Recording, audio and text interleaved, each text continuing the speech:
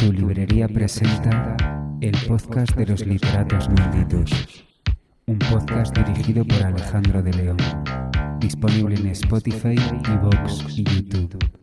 tulibrería.org.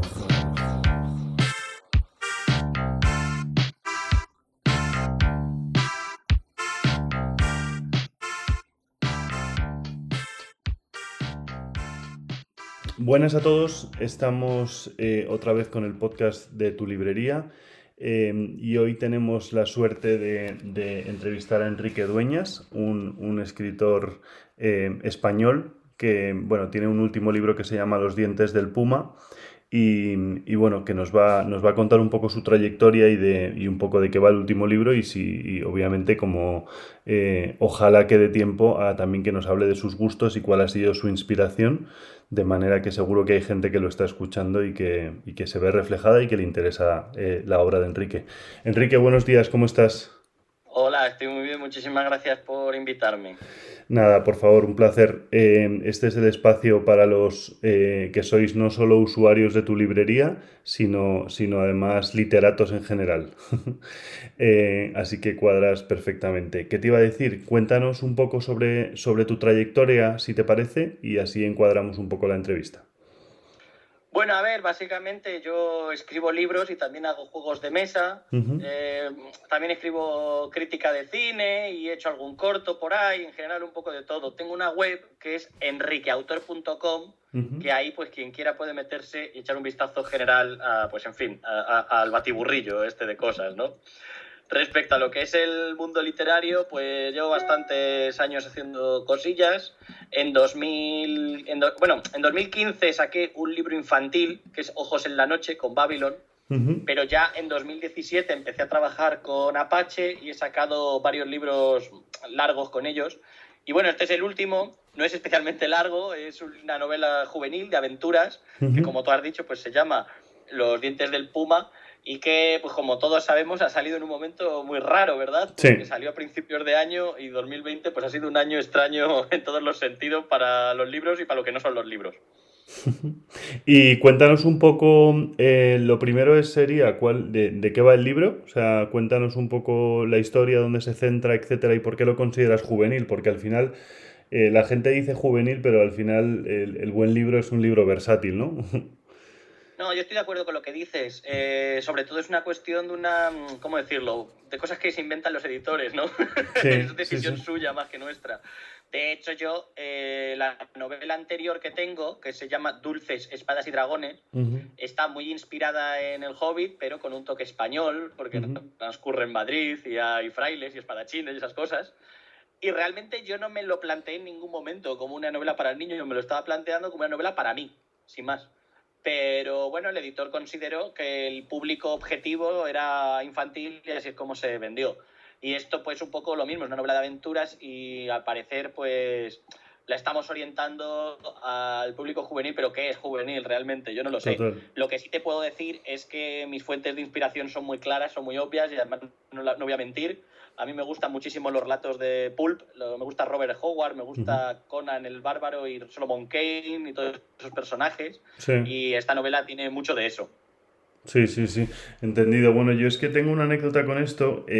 Al escritor Bret Easton Ellis, al de American Psycho y Menos que Cero y tal, el tipo tenía un talento desde que era joven gigantesco para escribir. Y entonces estaba estudiando literatura en Estados Unidos y sus profesores le decían siempre, bueno, escribe, escribe, escribe, publica, publica, publica. Entonces el tipo, al parecer, su primer libro iba como de la época victoriana o algo así, ¿no? Entonces llegó un profesor y le dijo, no, tío, te has equivocado. Tienes que escribir sobre lo que sepas.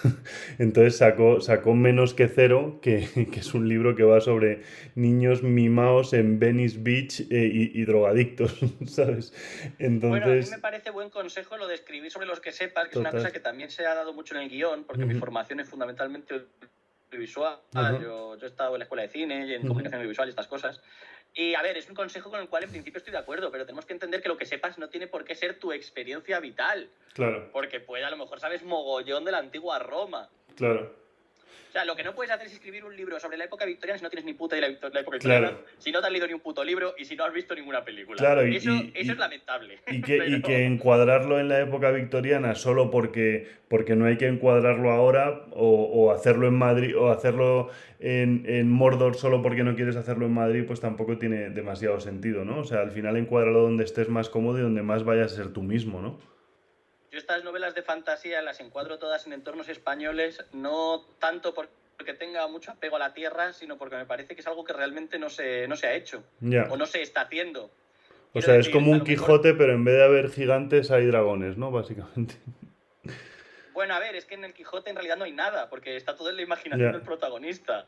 Yo lo que quiero es que sí haya elementos fantásticos, ¿no? Ujú. De hecho, creo que la carencia de libros de fantasía y ciencia ficción que realmente tengan elementos españoles se debe a que tenemos una personalidad muy cínica desde del siglo de oro ya. Sí. Y cuando alguien hace fantasía y ciencia ficción, porque Apache Libros publica solo a autores españoles y todo es fantasía y ciencia ficción, con lo cual existe eso, existe a palas. Pero nunca lo ambientan en los entornos españoles. O sea, los autores no ambientan las historias en sus propias ciudades, ni en su propio pasado, ni en su propio futuro, sino que son pues o mundos lejanos, o Londres, o New York, o estas cosas, que yo a mí no me parece mal, no digo que eso esté mal, cada uno que haga las novelas que le dé la gana. Sí. Aquí se escribe lo que se quiere y se publica lo que se puede. Claro. Lo único que digo es que lo que estoy intentando hacer yo me da la sensación de que no lo están haciendo otras personas, por eso lo hago. Pero por una cuestión también de diferenciarme, pero no estoy intentando decir que sea mejor, Claro, ni peor, ni nada. No, sí, o sea, yo creo que, a ver, es que la tradición anglosajona con este tema, con C.S. Lewis o con Tolkien o toda esta gente, pues claro, al final te abre abre mucho el espectro, ¿no? De tu público y tal, ¿no? Tienes un público como fundamentalmente del Reino Unido como muy acostumbrado a esto, ¿no? Sí, O sea, sí, no, además, claro, desde... Hombre, te iba a decir desde H.G. Wells, pero en realidad Claro. es desde antes, ¿no? Claro. Supongo que de las historias artúricas, luego la tradición romántica del siglo XIX, el Sí. propio Julio Verne con sus historias de viajes, que muchas veces ocurrían cosas disparatadas, pues no tenía tampoco mucho problema en sacar personajes de toda Europa o ambientarlo en el país que fuera. Pero en Sí. España la sensación de que tiene que ser un chiste, cosa que no me parece mal porque yo estoy a favor también de que haya sentido del humor en los libros y tal, y de hecho tengo escrito uno que es bastante de coña y que espero que salga pronto, pero creo que también estaría bien como contraste, pues eso, una cosa más aventurera. Y de hecho este que te comentaba, el último, el de Sí. Los dientes del puma, Sí. es una aventura caribeña con piratas y con barcos y cosas así que transcurren en el siglo XVIII. Pero los personajes todos me evocan arquetipos muy españoles, porque el protagonista es un chaval peruano, pero que bueno, que en esa época era el virreinato, ¿no? Con lo cual técnicamente es español. Sí. Y entonces pues es como un chaval español y vive en una isla donde todo el mundo habla español y la gente entiende lo que es España, lo que significa, sus héroes, su villano, su historia. Pero claro, también es verdad que los españoles en las novelas estas de piratas y aventuras normalmente son una cosa que está como en el trasfondo, ¿no? Son o los malos o simplemente una cosa que pasa por ahí. Y aquí es el foco principal. Y me hacía gracia eso, porque aunque luego viajen a mundos que no existen o haya ruinas misteriosas o monstruos o tal, me gustaba la idea de utilizar elementos que fueran reconocibles y que fueran como de aquí, un poco ibéricos. Sí, sí, sí, sí, entendido. Y bueno, volvamos a tus fuentes de inspiración. O sea, entiendo que también bebes un poco de Lovecraft y de Poe, ¿no? Entiendo por lo que me estás diciendo. A mí me gusta Edgar Allan Poe muchísimo, pero me resulta... Yo no he hecho nada inspirado por él en el sentido de que yo no sé cómo puedes inspirarte en Poe. Yo creo que el único Poe que existe es Poe. Ya. Lo que he hecho es hice una traducción de La caída de la casa User, que fue bastante complicada porque Poe escribe muy barroco él. Sí, y lo tienes que totalmente. trasladar de forma que se entienda, pero al mismo tiempo que no no Que estés no en empalague, contra ¿no? del sentido, ¿no? Del texto. Claro. Pero Lovecraft sí, porque Lovecraft me parece que es muy fácil de adaptar, que es muy fácil de extender, que es muy fácil de jugar con él. De hecho, en la propia época no había un Lovecraft, había 15, porque en el momento en que Lovecraft empezó a escribir los relatos, todos sus amigos empezaron a hacer cosas parecidas y hablaban entre ellos y se copiaban los unos a los otros. Y de Sí, hecho, además, Lovecraft tiene un yo espíritu colaborativo. sí, leí en la biografía de Lovecraft que además a él le gustaba, ¿no? Crear ese legado y que hubiera como especie de spin-off, ¿no? Por la época, lo que me pareció muy moderno de su parte. Sí, él crea el universo Lovecraft y tira millas con él. Y de hecho, muchos de los mejores relatos o las mejores historias de esa época no son de Lovecraft. Por ejemplo, Los perros de Tíndalos, eso no es de Lovecraft. A mí me gusta mucho un autor que se llama Clark Aston Smith, que también hace aventura y terror, y todo es muy Lovecraftiano, y me parece que es mejor que Lovecraft, pero es un amigo suyo, ¿no? O sea, no es él en persona. Sí. De hecho, esto tiene que ver con el tema este que se dice siempre, de que, es que Lovecraft es inadaptable, que nunca se va a hacer una buena película de Lovecraft porque no hay manera de hacer eso, en fin y tal, y me parece que es una mentira monstruosa porque me parece que sería lo más fácil de hacer del mundo, y la única razón por la que no existen pelis de Lovecraft es por suerte, o sea, por una cuestión de potra, de que no ningún productor ha querido poner la pasta, o que hay un guión que ha salido y el otro no ha salido y cosas así. Porque bueno, para empezar es que, claro, muchos de los cuentos tendrían unos presupuestos gigantescos. Eso para empezar, ¿no? Bueno, claro, porque la cuestión está en que si tú quieres hacer esto bien...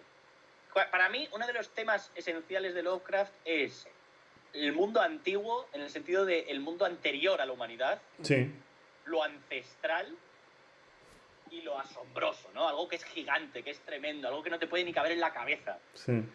Y muchas veces cuando, incluso las propias biografías de Lovecraft que hacen, o en los ensayos y tal, todo eso lo ignoran. Porque cuando se centran en explicar qué es el horror cósmico, van solamente a la parte existencial y ignoran una parte que es estética, que es fundamental, que son las ruinas gigantes, los monstruos tremendos, tal. Por eso es verdad que para hacer una peli de eso y que quede bien, pues habría que invertir pasta, pero anda que no hay pelis carísimas que han salido y que son una mierda. No, totalmente. Pero sí que es verdad que es que hay, o sea, digo... Hay libros que de repente tienen una fácil adaptación y hay libros que se tuercen. O sea, mira por ejemplo la diferencia entre Harry Potter a nivel recaudación y Narnia, ¿no? O sea, que a priori podrías decir que no tiene por qué haber diferencias en la adaptación y que son... Bueno, es que es una cuestión tan de potra y de sacar las cosas cuando tienes que sacarlas. Es que me gustaría pensar que hay una cuestión que tiene que ver con la habilidad... O con, no sé, pero no, al final es todo pura suerte. Porque mira, tú has puesto como ejemplo, bueno, Narnia y Harry Potter, que son historias muy conocidas de fantasía y tal, pero yo te voy a poner como ejemplo Crepúsculo, ¿no? Que todos sabemos que fue un éxito rotundo. Total. Pues como 2 o 3 años antes, bueno, a lo mejor un poco más, a lo mejor 5, pero por ahí, salió una película que se llamaba Blood and Chocolate, que es exactamente lo mismo, pero en vez de con vampiros, con hombres lobos sexy. Que luego después en Crepúsculo también sale el hombre lobo sexy. Sí. Pero que es lo mismo. O sea, es lo mismo. Es una historia de amor adolescente, es todo como realista, no es de terror, porque que salgan monstruos está todo muy pulido, no sé qué. O sea, el concepto, la idea esencialmente es la misma. ¿Por qué una cosa no la conoce nadie, habiendo salido antes, y la otra es un éxito rotundo? Pues yo creo que se podríamos estar analizando todo el día, pero al final cuando hay tantos factores involucrados y sobre todo tiene que ver con el momento cultural, al final es que es pura suerte.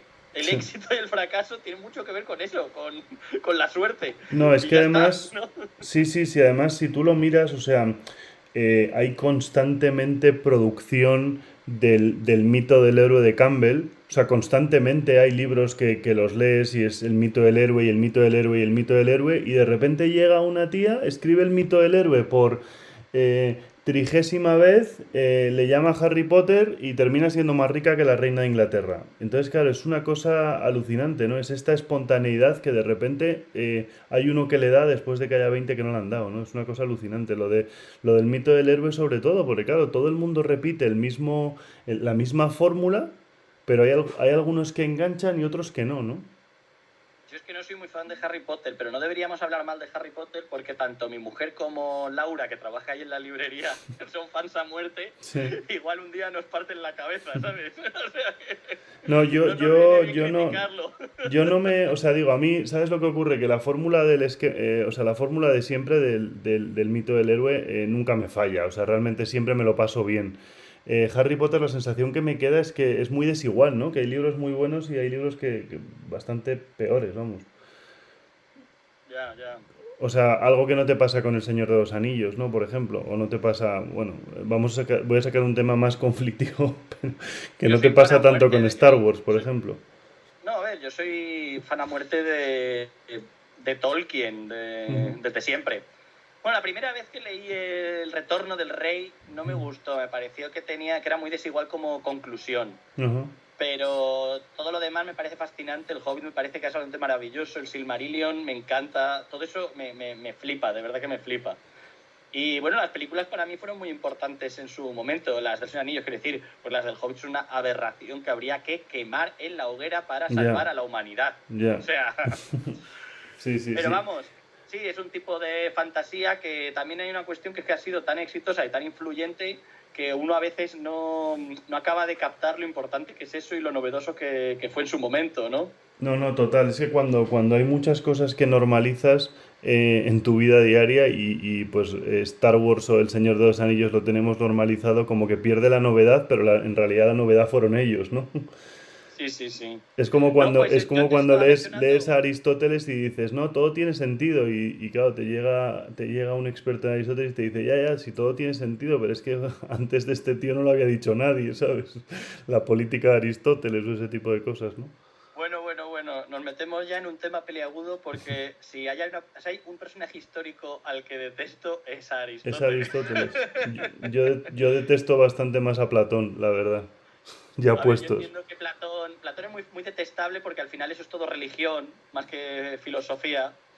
Y entonces yo soy un descreído y entonces yo entiendo que es muy fácil detestar a Platón. Pero a O mí sea, de verdad es que no me cae mal. para mí Pero la Aristóteles es... República, la República de Platón, Y que al final es el gobierno de mí yo, ¿no? La República de Platón es... Lo mejor es que gobernase yo. Pero, sí, es el preámbulo de cualquier totalitarismo, vamos, del siglo no, pero ahora XX. en serio, Aristóteles es una persona que el 100% de lo que escribió está mal. Y además es muy fácil de comprobar. No es comprobable mediante laboratorio y experimentos, es comprobable mediante él, mediante su toga, si hubiese salido de su casa. Era una persona que decía que las arañas tienen 6 patas porque no se molestaba en contarlas. Sí, Que las sí que es, mujeres sí que eran es seres verdad inferiores y que, tenían menos dientes. claro, Aristóteles escribió mucho más vamos a decir, sobre física y biología que sobre Pero se metafísica, equivocó en ¿no? todo. Escribía sobre física y biología y se lo inventaba todo. Ya. Y decía, bueno, esto un poco verde, este comentario, pero es que las cosas hay que decirlas. Decía que el pene erecto, perdón, que los testículos solo servían como contrapeso al pene erecto. Y digo, pues es una persona que nunca le han dado una patada en los testículos, me temo. Que vamos. O sea, yo Aristóteles, cuando tengo la más mínima oportunidad de meterme con Aristóteles, la aprovecho. Sí, sí, Porque sí. es algo que normalmente no se puede hacer y yo creo que hay que aprovechar. Pero, ¿te has leído un libro de Popper que se llama La sociedad abierta y sus enemigos? No, no lo he Pues leído. vas a disfrutar porque hay 100 o 150 hojas metiéndose con Aristóteles. Bueno, y quizá alguna menos. Se mete mucho con Platón, pero luego también le da un rato a Aristóteles también. Y la verdad que a mí el libro me dejó volada la cabeza porque, claro, nunca había leído a alguien que cogiera a los filósofos más relevantes y les pusiera fundamentalmente verdes, ¿no? Entonces, Pues la yo verdad que el estas libro... cosas de meterme con Aristóteles las aprovechaba mucho en el libro de Dulces Espadas y Dragones, porque Ajá. hay muchos personajes que son monjes Sí. y en el siglo de oro los monjes leían mucho a Aristóteles y lo consideraban como que era la base de la cultura occidental, ¿no? Claro, la visión aristotélico-tomista, claro. Efectivamente. Y entonces pues tienen muchas discusiones sobre Aristóteles y he intentado hacer un poco de humor con ese tema. Sí. En el del Puma es más directo. El del Puma tiene menos humor y menos filosofía porque es más de aventuras directamente. Es un libro más al grano, podríamos decir. Más sintético. Oye, Enrique, y por ceñirnos a los tiempos del podcast, que tampoco los quiero extender mucho porque luego se nos van los oyentes, ¿qué te iba a decir? ¿Dónde te podemos comprar y conocer más? Aparte de en la página web. Claro. Pues es que ahora mismo no lo sé, porque ha habido un punto en el cual sí que había libros míos en algunas librerías y tal, pero ahora mismo, vamos a ser realistas, en el mundo de Mad Max en el que estamos viviendo, han quitado un mogollón de libros de editoriales medianas o pequeñas y solamente ponen los superventas, ¿no? Porque están aterrados en la casa del libro, en estos sitios. Entonces, el libro mío está en muchos sitios, pero creo que lo tienes que comprar online, o al menos es el único sitio donde seguro sé que lo vas a encontrar. Vale.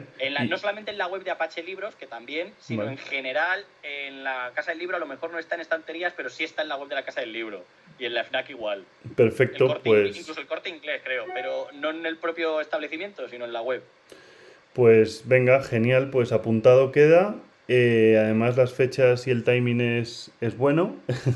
Así que nada, millones de gracias por tu tiempo.